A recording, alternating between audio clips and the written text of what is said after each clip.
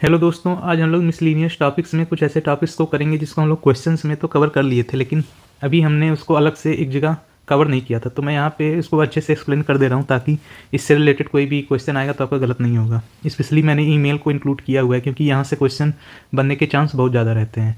वैसे तो मैंने क्वेश्चन प्रैक्टिस में भी इसके इंपॉर्टेंट क्वेश्चन को बता दिया है, लेकिन फिर भी यहाँ पे एक बार हम लोग जल्दी जल्दी देख लेते हैं कि क्या क्या चीज़ें ईमेल से रिलेटेड क्वेश्चन आते हैं। तो ईमेल का फुल फॉर्म होता है इलेक्ट्रॉनिक मेल।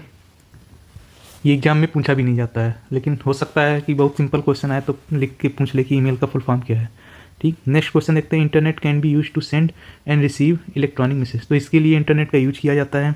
यहाँ से भी क्वेश्चन नहीं आता है। मेन एक क्वेश्चन यहाँ से बनता है कि email address consist of 2 main parts. तो ईमेल एड्रेस में 2 मेन पार्ट होते हैं, the user name and the domain server name with symbol @। तो आप कोई भी ईमेल बनाए होंगे, सभी का लगभग ईमेल होगा ही होगा, तो उसमें आप देखेंगे कि बीच में @ लगा रहता है ज़रूर। जैसे धूमकेतु, मैंने अपने चैनल का अगर मैं लिखूँ तो ऐसे लिख दूंगा धूमकेतु @gmail.com। तो @ की इस साइड में क्या है और एक इस साइड में क्या है। तो एक पार्ट इसमें धूमकेतु, मान लीजिए मैंने ये लिखा हुआ है, ये किस चीज़ को रिप्रेजेंट कर रहा है, यूजर नेम को रिप्रेजेंट कर रहा है।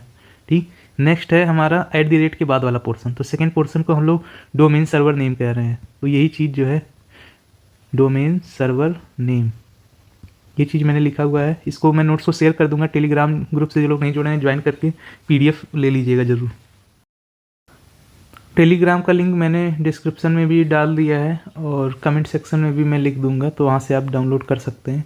ईमेल से एक और इम्पॉर्टेंट क्वेश्चन, पहला क्वेश्चन इम्पॉर्टेंट ये बनता है कि @ के इधर क्या होता है, यूजर नेम होता है, और इस साइड में क्या होता है, डोमेन सर्वर नेम होता है। ठीक है, अब इसके एग्जांपल ईमेल के भी मैं बता दे रहा हूँ। जैसे जीमेल हो गया, ठीक, एक तो ये तो हमारा गूगल का हो जाता है, गूगल मेल समझ लीजिए, इसका फुल फॉर्म हो गया। एक होता है माइक्रोसॉफ्ट आउटलुक, ये भी ईमेल भेजने का ही काम करता है। ये भी एग्जाम में पूछा जाता है, याद रखिएगा, माइक्रोसॉफ्ट आउटलुक। और एक जोहो मेल करके भी है, इसको भी याद रखिएगा, जोहो मेल। एग्जाम में ऐसे कंफ्यूज करने के लिए भेजा एग्जाम्पल दिया जा सकता है। तो जीमेल ही मत याद रखिएगा, ये सिर्फ और सिर्फ डोमेन सर्वर नेम है जो कि गूगल प्रोवाइड करा रहा है, तो समझ लीजिए इसका नाम जीमेल है। बाकी माइक्रोसॉफ्ट आउटलुक है और जोहो मेल, इसका भी नाम याद रखिएगा, एग्जाम में पूछा जा सकता है। तो इतने क्वेश्चन यहाँ से बनते हैं। नेक्स्ट है हमारा BCC और CC क्या होता है। तो मान लीजिए हम मोर देन 1 यूजर को अगर ईमेल भेजते हैं, मोर देन वन यूजर, तब क्या होता है कि या तो सबको पता चल जाएगा कि किसको किसको मैंने भेजा है, सब लोग एक दूसरे को देख सकते हैं कि कितने लोगों को मैंने टैग किया हुआ है।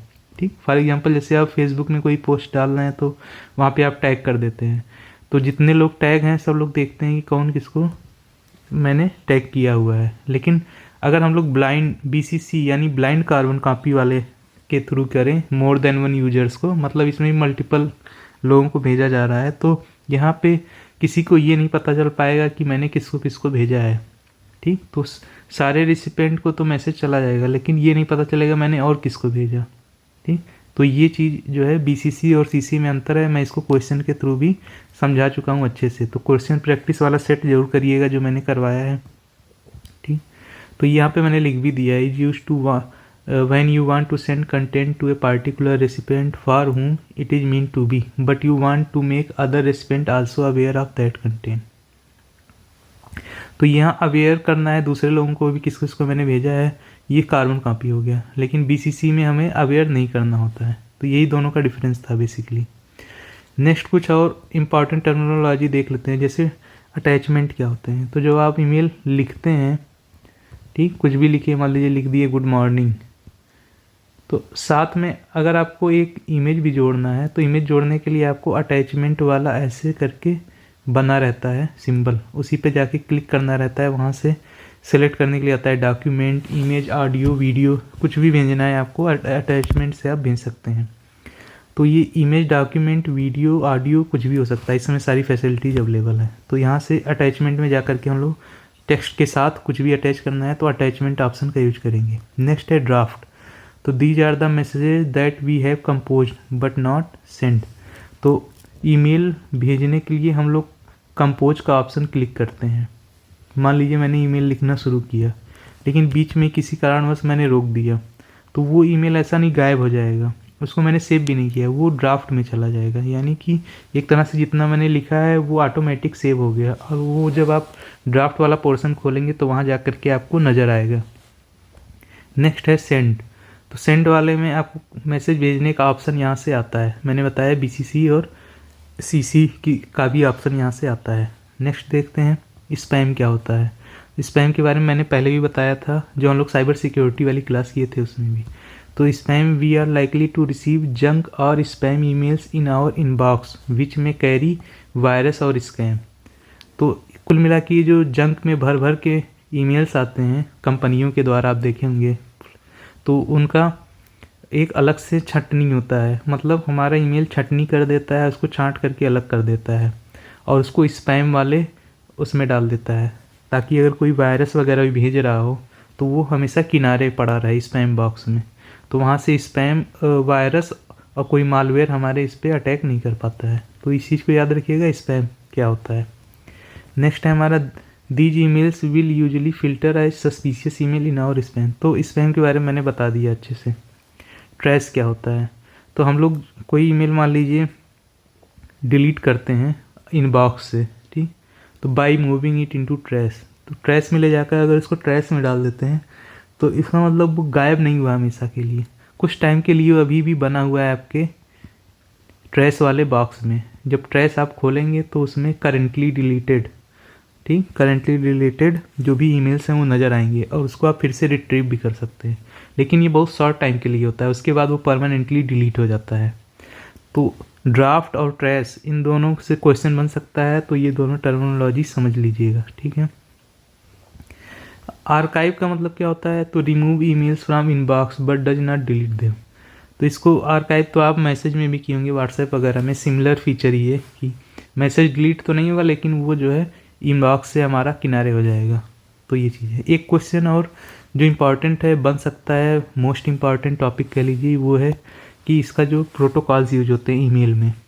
तो 3 प्रोटोकॉल का मैं नाम लिखा हूँ। एक होता है आपका सेंडिंग के लिए, ये वाला प्रोटोकॉल, और ये दोनों जो नीचे वाले प्रोटोकॉल हैं ये दोनों हैं रिसीविंग करने के लिए, ईमेल को सेंड करने के लिए।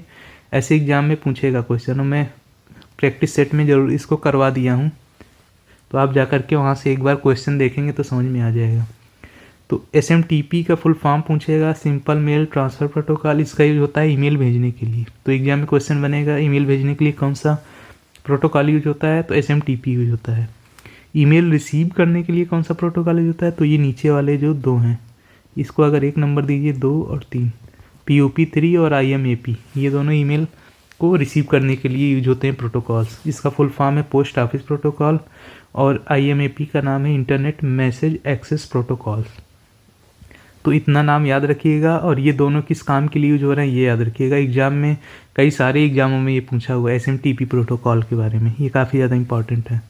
तो ये से रिसीव करने के लिए है और SMTP है सेंड करने के लिए, तो इसको याद रखिएगा। एक टर्मिनोलॉजी है डाउनलोडिंग और अपलोडिंग में क्या अंतर है। कभी कभी अगर पूछ लेता है क्वेश्चन तो कन्फ्यूजन होने लगता है कि डाउनलोडिंग है कि अपलोडिंग है। तो डाउनलोडिंग का मतलब समझ जाइए कि आप कहीं एक सर्वर है, सर्वर पे डेटा है, सर्वर के डेटा को अपने कंप्यूटर पर एक उसका फाइल कॉपी कर रहे हैं, यही एक तरह से डाउनलोडिंग हो गया। तो एक बार डेफिनेशन देख लेते हैं। ट्रांसमिशन ऑफ फाइल्स और data from one computer to another over a network, usually from larger server to a user. समझ रहे हैं, larger server to a user. मान लीजिए हम लोग इंटरनेट खोले, गूगल खोले, वहाँ से कोई पिक्चर डाउनलोड किए, तो वहाँ से कोई इमेज या पिक्चर डाउनलोड किए, तो वो उसको मैंने उसका एक कॉपी वहाँ से सेव कर लिया, इसी को डाउनलोडिंग कह रहे हैं। लेकिन अपलोडिंग का मतलब क्या है, तो आप जब इंस्टाग्राम खोल करके अपनी फ़ोटो डालते हैं उस पर, तो वहाँ आता है upload photo, upload reel, upload audio, कुछ भी जो है अपलोड करने का ऑप्शन आता है। अपलोड का मतलब क्या होता है कि आप जो है अपने कंप्यूटर या मोबाइल से इंटरनेट के ऊपर जो है डेटा को अपलोड कर रहे हैं, यानी कि ट्रांसफ़र कर रहे हैं। तो एक हो गया हमारा बड़ा सर्वर और एक हो गया हमारा छोटा कंप्यूटर या मोबाइल। ये कंप्यूटर हो गया और ये सर्वर हो गया। तो सर्वर से अगर आप डेटा ले रहे हैं अपने कंप्यूटर पे, तो इसको कहा जा रहा है डाउनलोडिंग। जबकि आप कंप्यूटर से डेटा वापस सर्वर में भेज रहे हैं या मोबाइल से डेटा सर्वर में भेज रहे हैं, तो इसको कहा जा रहा है अपलोडिंग। तो ये दोनों टर्मिनोलॉजी पूछी जा सकती है, इंपॉर्टेंट है। नेक्स्ट है, यहाँ से क्वेश्चन बना तो नहीं है लेकिन बन सकता है कि क्रिप्टो करेंसी क्या है, ब्लॉकचेन क्या है। तो थोड़ा सा मैं इसके बारे में बताऊंगा, बहुत ज़्यादा नहीं आता है इससे। बस ये समझ लीजिए ब्लॉकचेन टेक्नोलॉजी किस में यूज होती है, क्रिप्टो करेंसी में यूज होती है, या सुरक्षित विकेंद्रीकृत यानी डिसेंट्रलाइज डिजिटल लेजर है। लेजर का मतलब होता है कि जो भी लेन देन का रजिस्टर होता है उसी को लेजर कहा जाता है, जो डेटा को ब्लॉक्स में रिकॉर्ड करती है और इन्हें क्रिप्टोग्राफी से जोड़कर एक श्रृंखला बनाती है। इससे जानकारी को बदलना या हटाना असंभव हो जाता है, मतलब कहाँ पे कौन ट्रांजैक्शन कर रहा है वो चीज़ हमें दिखाई देती है, ठीक। क्योंकि यह नेटवर्क या एक नेटवर्क पर कई कंप्यूटरों में वितरित होता है, जो बैंकों जैसे बीच बिचौलियों की आवश्यकता को समाप्त करता है और पारदर्शिता और विश्वास को बढ़ाता है। तो अभी हमारे यहाँ पूरी तरह से तो लीगल नहीं है क्रिप्टो करेंसी, लेकिन ब्लॉकचेन टेक्नोलॉजी यूज होती है। इसमें सारे यूजर्स जुड़े हुए होते हैं, एक तरह समझ लीजिए ब्लॉक्स के माध्यम से जुड़े हुए हैं। तो आ रहा है तो वो पता चल रहा है कि किसके पास कितना क्रिप्टो करेंसी है। इस तरह से चीज़ें चलती रहती हैं। इसके बारे में डिटेल नहीं पूछेगा, बस इतना ही था कि क्रिप्टो करेंसी किस पे बेस्ड होता है, ब्लॉकचेन टेक्नोलॉजी पे। कभी मैं एक स्पेशल वीडियो बना दूंगा कि ब्लॉकचेन और क्रिप्टो करेंसी कैसे वर्क करता है। थोड़ा सा मैंने क्रिप्टो करेंसी के बारे में लिख दिया, लेकिन इसका एग्जाम्पल ज़्यादा इंपॉर्टेंट है। एक है बिटकॉइन और एक है इथेरियम। हम लोग जब रैंसमवेयर का एग्जाम्पल देख रहे थे, तो रैंसमवेयर एक ऐसा मालवेयर है जिसमें आपसे फिरौती मांगी जाती है आपको अपना इन्फॉर्मेशन एक्सेस करने के लिए। रैंसमवेयर याद आ रहा है? तो रैंसमवेयर में जो रिटर्न पैसे मांगे जाते हैं वो मैक्सिमम इसी में मांगे जाते हैं, क्रिप्टो करेंसी में मांगे जाते हैं, क्योंकि इसका लेन देन किसी बैंक के माध्यम से नहीं हो रहा है।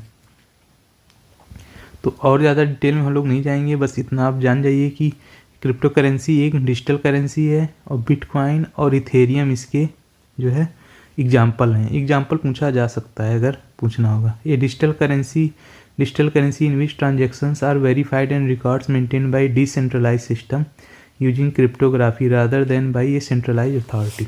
तो ये जो है इस चीज़ के बारे में डिफाइन कर रहा है, ठीक। यहाँ से क्वेश्चन ज़्यादा नहीं बनेगा। अब देख लेते हैं इंपॉर्टेंट कोड्स इन कंप्यूटर। तो ये भी एक छोटा सा टॉपिक है। एक आता है BCD कोड्स यानी बाइनरी कोडेड डेसिमल, एक है ASCII कोड। इसके बारे में हम लोग कई बार देख चुके हैं, लेकिन यहाँ मैं थोड़ा सा और ब्रीफ कर दे रहा हूँ। Extended binary coded decimal interchange code, ऐसे लिख लीजिए कोड। तो BCD, ASCII और एक्सटेंडेड बाइनरी कोडेड डेसिमल, इसमें BCD से क्या क्वेश्चन बनता है कि जो भी BCD होती है ये क्या होती है, ये हमारा डेसिमल टू बाइनरी का कन्वर्जन होता है। IBM के द्वारा BCD कोड को डेवलप किया गया था। ये बेसिकली प्रोग्रामिंग वाले चैप्टर का थोड़ा सा पोर्शन है, ठीक। In BCD there is no limit of size of the number. तो इसमें किसी साइज नंबर की लिमिट का साइज नहीं होता है। तो ये BCD के बारे में इतना जान लीजिए। और नेक्स्ट है हमारा ASCII कोड। ये ज़्यादा इंपॉर्टेंट, इसका फुल फॉर्म बहुत ज़्यादा पूछा जाता है। तो ASCII कोड मतलब American standard code for information interchange. Basically ASCII codes are 2 types which are as follows. तो इसमें 2 टाइप होते हैं, लेकिन आप पहला टाइप याद रखिएगा, यही पूछा जाता है एग्जाम में। ASCII 7 में कितने कैरेक्टर्स यूनिक सिंबल्स हो सकते हैं। तो टोटल ASCII 7 में यहाँ पे एक आई और लग जाएगा, एक आई और लगा दीजिए। तो ASCII कोड ये 7 बिट स्टैंडर्ड ASCII कोड है। मैंने बताया था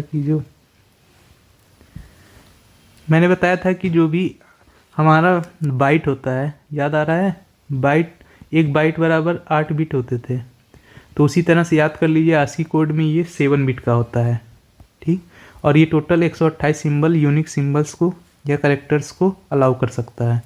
तो ये American standard code for information interchange, ये फुल फॉर्म याद रखिएगा, 7 बिट का होता है और इसमें जो है 128 सिंबल अलाउड है। नेक्स्ट है ASCII 8। ASCII 8 में बस इतना याद रखिएगा कि उसका एक्सटेंडेड वर्जन है ASCII एक्सटेंडेड वर्जन। इसमें 256 यूनिक सिंबल्स या कैरेक्टर्स आ सकते हैं। FCD कोड एक बार देख लीजिए, extended binary coded decimal interchange code. इसका फुल फॉर्म ही इंपॉर्टेंट है और इसमें कुछ भी इंपॉर्टेंट ज़्यादा नहीं है।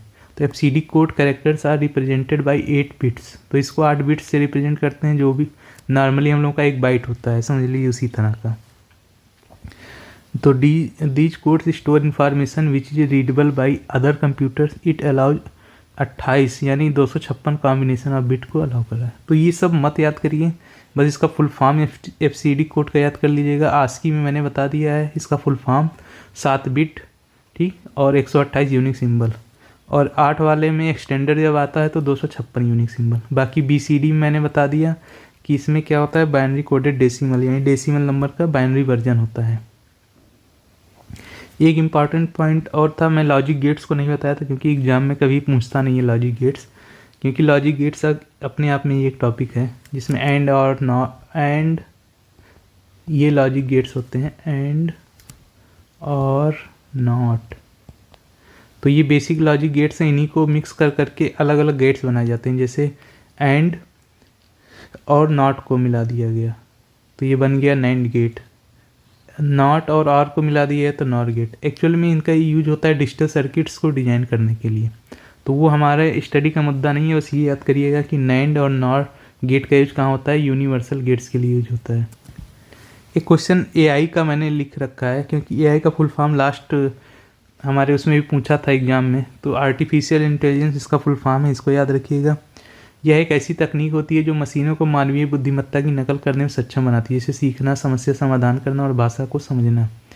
तो इसका मतलब आपको समझ में आ गया होगा कि ये एक इंटेलिजेंट सिस्टम है, हमारा कंप्यूटर का ये एक इंटेलिजेंट वर्जन है।